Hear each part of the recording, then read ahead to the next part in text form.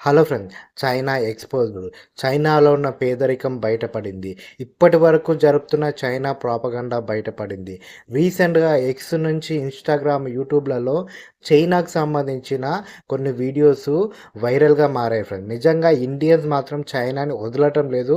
చైనాని ఫుల్‌గా ఎక్స్‌పోజ్ చేస్తున్నారు. దాని గురించి మనం ఈ వీడియోలో మాట్లాడుకుందాం. అంతేకాకుండా ఈ వీడియోలను చూపిస్తూ కొంతమంది ఇన్‌ఫ్లుయెన్సర్‌లను కూడా ట్రోల్ చేసి పాడేస్తున్నారు. ఈ ఎక్స్‌పోజ్ అన్నది మనం మాట్లాడుకుందాం. అండ్ అంతేకాకుండా చైనా ఇలా ఎక్స్‌పోజ్ అవ్వడం వల్ల ఇండియాకేమన్నా లాభమా? అసలు ఫ్యాక్ట్స్ ఏందన్న దాని గురించి కూడా మనం చివర్లో మాట్లాడుకుందాం. అండ్ వీడియోలోకి వెళ్ళే ముందు ప్లీజ్ దయచేసి ఈ వీడియో పూర్తిగా చూడండి ఫ్రెండ్స్. ఈ వీడియోలో ఉన్న కంటెంట్ మీకు నచ్చినా, నా అభిప్రాయాలతో మీరు ఏకీభవించినా, ఇన్ కేస్ మీకు ఎక్కడైనా వర్త్‌ఫుల్‌గా అనిపించినా ప్లీజ్ ఛానల్‌ని సబ్స్క్రైబ్ చేసుకోండి. అండ్ వీడియోని లైక్ చేయండి. మీ ఫ్రెండ్స్‌కి షేర్ చేయండి. అండ్ వీడియోలోకి వెళ్తే ముందుగా మనం చైనా ప్రాపగండా గురించి మాట్లాడితే చైనా కొన్ని పీఆర్ టీంలను హైర్ చేసుకొని ఆ కంట్రీ ఫుల్గా డెవలప్ అయింది, అక్కడ పావర్టీ అనేది లేదు, పేద పీపుల్ అనేవాళ్ళు లేరు అన్నట్టుగా ప్రపంచానికి చూపిస్తూ వస్తుంది. ఇప్పుడు కొంతమంది ఇన్ఫ్లుయెన్సర్లు ఎక్స్ వేదికగా చైనాకు సంబంధించిన పావర్టీని, అక్కడున్న పేదరికాన్ని, అక్కడున్న స్లమ్స్ని ఎక్స్పోజ్ చేస్తున్నారు. దీనికన్నా ముందు మన ఇన్ఫ్లుయెన్సర్లు చాలామంది చైనాకు వెళ్ళి వాళ్ళు 2050లో ఉన్నారు, మనం ఇంకా పేద దేశంగానే ఉన్నాము, మనం ఇంకా డెవలప్ అవ్వలేదు, వాళ్ళు ఫుల్గా డెవలప్ అయ్యారు అన్నట్టుగా వీడియోలు చేస్తూ చైనాను పొగిడితే పర్లేదు, ఇండియాని తక్కువ చేస్తూ మాట్లాడేవారు. దీంట్లో ముఖ్యంగా నా అన్వేషణ గురించి మాత్రం చాలామంది ఇప్పుడు మాట్లాడుతున్నారు. చైనాకు వెళ్ళి డెవలప్మెంట్ గురించే చైనాలో పావర్టీ లేనట్టు, స్లమ్స్ లేనట్టు, పేదరికమే లేనట్టు మాట్లాడావు. ఇప్పుడు ఈ వీడియోలు చూడంటూ నా అన్వేషణతో పాటు చాలామంది ఇన్ఫ్లుయెన్సర్ని ట్యాగ్ చేస్తూ ట్రోల్ చేస్తున్నారు. నిజంగా ఈ వీడియోలలో చూస్తుంటే చైనా ఇంత దరిద్రంగా, ఇంత దారుణంగా ఉంటుందా అనిపిస్తుంది. కొన్ని ఏరియాలు అయితే చాలా చండాలంగా, జంతువులు కూడా నివసించలేనంత దారుణంగా ఉన్నాయి. అండ్ పేదవాళ్ళకి ఇల్లు లేక రోడ్ల పైన ఎక్కడ పడితే అక్కడ వండుకొని తినే పరిస్థితి ఉంది. అక్కడ ఫుడ్ క్రైసిస్ కూడా ఉన్నట్టుగా చాలా వీడియోలలో చూపిస్తున్నారు.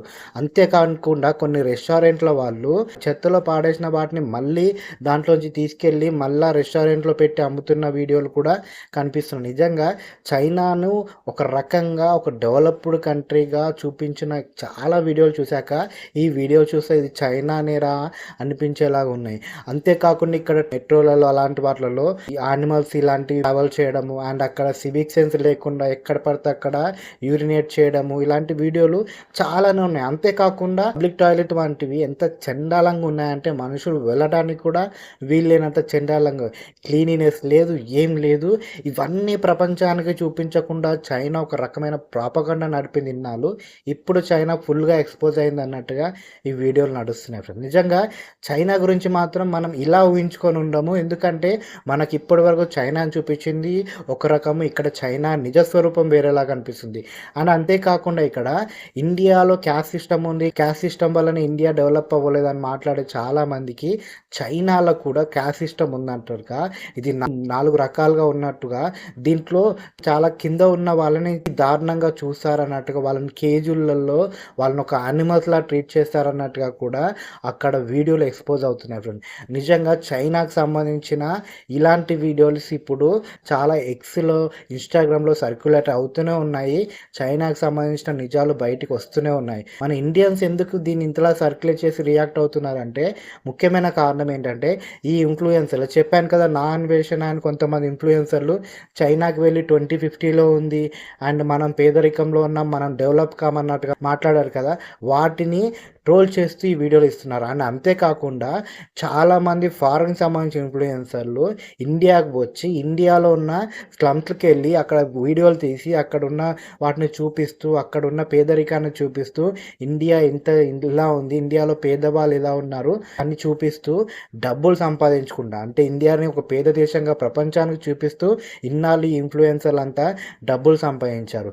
అదే చైనాకు వెళ్ళి ఎవడు ఇలాంటి పేదరికంకి సంబంధించిన వీడియోలు తీయలేదు. చైనా ఒక గొప్ప దేశంగా, ఒక డెవలప్డ్ కంట్రీగా చూపించారు. అందుకే ఇండియన్స్ ఇప్పుడు ఇంతలాగా ఈ వీడియోస్ని సర్క్యులేట్ చేసి పరువు ప్రపంచం ముందు తీసేస్తున్నారు. అండ్ ఇక్కడ ఈ ఇన్ఫ్లుయెన్సర్లైనా ఎవరైనా ఒకటి గుర్తుపెట్టుకోవాలి, ఇక్కడ ప్రతి దేశంలో ధనికులు ఉంటారు, పేదవాళ్ళు ఉంటారు, డెవలప్డ్ సిటీస్ ఉంటాయి, స్లమ్స్ కూడా ఉంటాయి. ఇలాంటి వాటిని అన్నిటిని చూపించకుండా చైనాకి వెళ్తే ఓన్లీ డెవలప్‌మెంటే ఉందని, ఇండియాకొస్తే ఓన్లీ స్లమ్సే ఉన్నాయన్నట్టుగా ప్రపంచానికి చూపించడమే ఇక్కడ భారతీయులు ఇలా ఈ వీడియోస్‌ని సర్క్యులేట్ చేయడానికి మెయిన్ కారణం ఫ్రెండ్స్. ఏదేమైనా కూడా చైనా ఫుల్‌గా ప్రపంచం ముందు ఎక్స్‌పోజ్ అయిందన్నది చాలామంది అభిప్రాయపడుతున్నారు. చైనాకు సంబంధించిన ఈ విషయాలు ఎక్స్‌పోజ్ అవ్వడం వల్ల ఇండియన్స్‌కి ఏమైనా లాభమా అంటే జీరో ఫ్రెండ్స్. మనకేం లాభం లేదు. జస్ట్ చైనాకి సంబంధించిన విషయాలు ప్రపంచానికి తెలిసాయి అంతే తప్ప మనకెలాంటి లాభం లేదు. ఎందుకు ఈ మాట నేను అంటున్నా అంటే చైనా ఇండియా కన్నా డెవలప్డ్ కంట్రీయా అంటే అవును ఫ్రెండ్స్ నిజమే. ఎందుకంటే China economy $19 trillion, India economy $4 trillion మాత్రమే. మ్యానుఫ్యాక్చరింగ్ రంగంలో చైనా వరల్డ్ నంబర్ 1. ఇన్‌ఫ్రాస్ట్రక్చర్‌లోనైనా, రోబోటిక్స్‌లోనైనా, టెక్నాలజీనైనా, సెమీకండక్టర్స్ తయారు చేయడంలోనైనా చైనా నంబర్ 1. అంతేకాకుండా చైనా పాపులేషను, ఇండియా పాపులేషన్ సమానమైన అక్కడ పర్ క్యాపిటా ఇన్‌కమ్ వచ్చేసి 13,000-14,000. ఇండియా కేవలం 3,000 మాత్రమే. స్పోర్ట్స్‌లో కూడా మనం ఆలోచించుకుంటే చైనా 40 గోల్డ్ మెడల్స్ సాధించింది పారిస్ ఒలింపిక్స్‌లో. ఇండియాకు ఒక్కటి కూడా రాలేదు. ఈ అన్ని విషయాల్లో మనం చూసుకుంటే చైనా మనకన్నా డెవలప్‌డే, చైనా మనకన్నా ముందుంది. దీన్ని మనం గమనించాలి. ఇలా వాటిని ఎక్స్‌పోజ్ చేస్తూనే మనం కూడా మన దేశం కోసం పాటుపడాలి. మన దేశం డెవలప్ ఎలా అవుతుందో అన్నది కూడా ఆలోచించుకోవాలి. మన దేశ డెవలప్‌మెంట్ కోసం మనము కష్టపడాలి. తప్పులను క్వెషన్ చేస్తుండాలి. డెవలప్‌మెంట్‌కి ముందుండి నడవాలి. అప్పుడే మన భారతదేశము చైనాను మించిపోతుంది. డెవలప్‌మెంట్‌లో నంబర్ 1గా ఉంటుంది. అంతే తప్ప ఇలా వీడియోలు చేస్తూ, వీడియోలు సర్క్యులేట్ చేస్తూ, వీడియోలు పంపిస్తూ ఉంటే చైనాను మనం ఎప్పటికీ దాటలేం ఫ్రెండ్స్. అసలు చైనా ఎక్స్‌పో సంబంధించిన విషయాలపైన మీ ఒపీనియన్ ఏంటి ఫ్రెండ్స్? అండ్ చైనాని మనం దాటాలంటే ఎలాంటి సిస్టమ్ మన ఇండియాలో రావాలంటారు? మీ ఒపీనియన్‌ని కామెంట్ బాక్స్‌లో తెలియచేయండి.